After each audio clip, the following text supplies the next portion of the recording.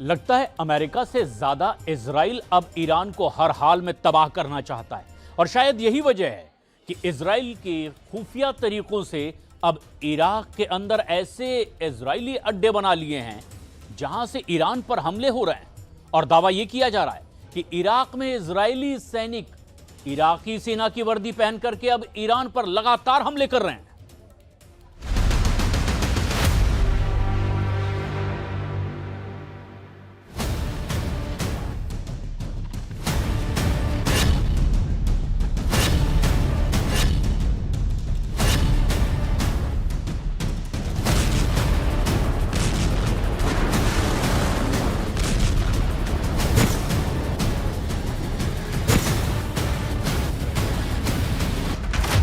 दो मोर्चों पर गुप्त हमले, इराक से ईरान पर इजरायली हमले।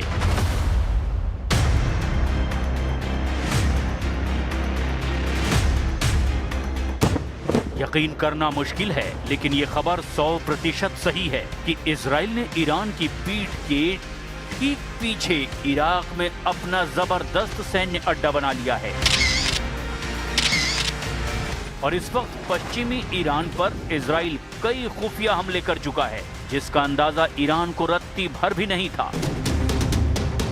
कहने का मतलब यह है कि इराक में इजराइल के कई गुप्त अड्डों की खबर सामने आने के बाद क्षेत्र में कूटनीतिक हलचल अब और तेज हो गई है, क्योंकि इराक पारंपरिक रूप से ईरान और अमेरिका दोनों के बीच संतुलन बनाने की कोशिश करता रहा, लेकिन अब इजराइल किसी भी कीमत पर ईरान को बख्शने के मूड में बिल्कुल नहीं है। दावा तो यहाँ तक किया जा रहा है कि तुर्की और इजराइल के बीच जबरदस्त तनाव बढ़ चुका है। तुर्की ने सैकड़ों बैलिस्टिक मिसाइलों को फुल एक्टिव कर दिया है। जानकारों का दावा है कि इजराइल अच्छी तरह से समझ चुका है कि अमेरिका के भरोसे रहकर वो ईरान युद्ध नहीं जीत सकता और इसीलिए इजराइल ने एक साथ दो मोर्चों पर अपना मिशन शुरू कर दिया है। खाड़ी के देश कतर, सऊदी अरब, यूएई, बहरीन, जॉर्डन और कुवैत इस वक्त ईरान से बुरी तरह से नाराज हैं और अब हर हाल में ईरान को तबाह करने पर उतारू हैं। लेकिन दिक्कत यह है कि ये खाड़ी देश अपने दम पर ईरान से मुकाबला नहीं कर पा रहे हैं। वहीं अमेरिका को भी 39 दिनों के युद्ध में समझ आ गया कि ईरान को हराना जरा भी आसान नहीं है और इसीलिए इजराइल अब खाड़ी देशों का मसीहा बनता जा रहा है, जो कतर, यूएई, सऊदी अरब को भरोसा देने की कोशिश कर रहा है कि वो अपने हथियारों के दम पर न सिर्फ खाड़ी देशों को बचाएगा बल्कि ईरान को भी तबाह कर देगा, ताकि भविष्य में ईरान किसी भी खाड़ी देश पर हमला न कर पाए। ईरानी सेना के टॉप कमांडर की धमकी ये साबित करती है कि क्यों इजराइल के लिए ईरान वाकई एक बहुत बड़ा और खतरनाक मुल्क बन चुका है। امروز هم به دشمن هشدار میدیم که اگر مجددا دست به تجاوزی بزنن و مجددا دچار خطای محاسباتی بشوند که همطور که در گذشته شدن و الان دارن تاوان اون خطاهای گذشته رو در واقع تحمل میکنن و پس میدن. इराक में इजराइल का गुप्त सैन्य अड्डा, ईरान पर खुफिया हमले शुरू। अब सवाल उठता है कि क्या ईरान को तबाह करने में इराक में मौजूद इजरायली सैन्य अड्डा गेम चेंजर साबित हो सकता है। ये खबर वाकई चौंकाने वाली है कि ईरान के ठीक पड़ोस में इराक में इजराइल ने जबरदस्त गुप्त सैन्य अड्डा बना लिया है, जिससे ईरान पर बहुत बड़ा खतरा मंडराने लगा है। जो रिपोर्ट सामने आ रही है वो वाकई हैरान करने वाली है। इराक में इजराइल के गुप्त सैन्य अड्डों की खबर ने वैश्विक राजनीति और सैन्य विशेषज्ञों के बीच खलबली मचा दी है। ये एक बहुत ही संवेदनशील और रणनीतिक मामला है। जरा रिपोर्ट पर गौर कीजिए कि आखिर ईरान पर हमला करने के लिए जो इजरायली सैन्य अड्डा इराक में मौजूद है उसका खुलासा कैसे हुआ है।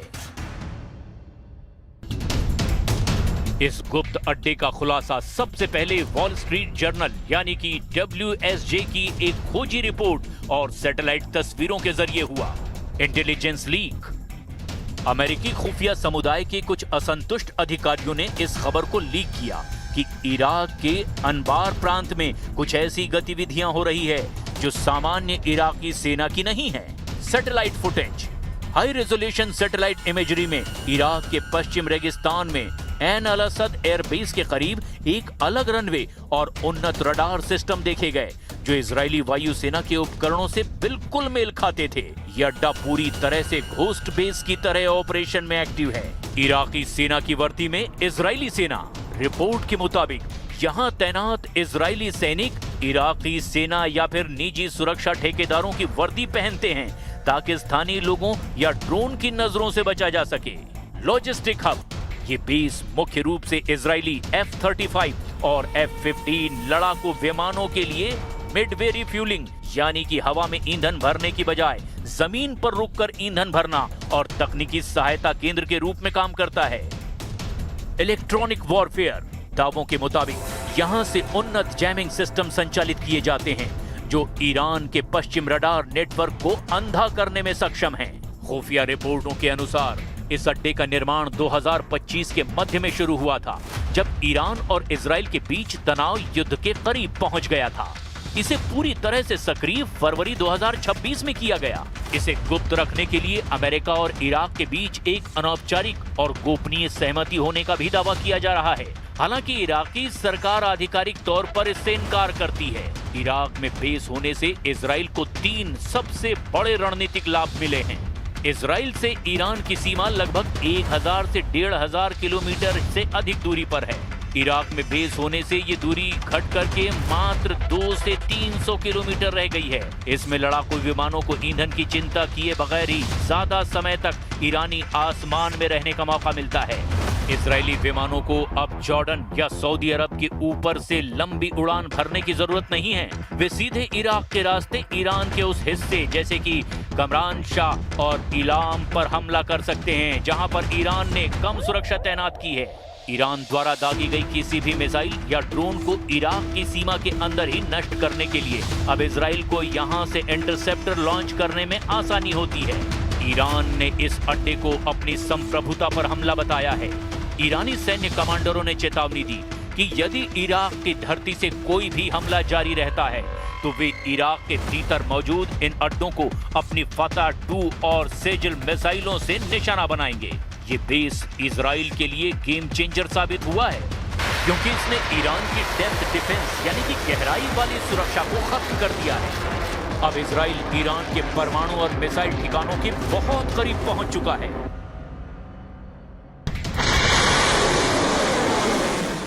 अब ऐसे हालात में अगर ईरान पर और ज्यादा हमले अमेरिका और इजराइल करते हैं तो ईरान भी ऐसे हथियारों से हमला कर सकता है जिसका अंदाजा अमेरिका और इजराइल को रत्ती भर भी नहीं है। और अगर ऐसे गुप्त हथियारों से ईरान ने हमला किया तो यकीन मानिए इजराइल के वजूद पर बहुत बड़ा खतरा पैदा हो जाएगा।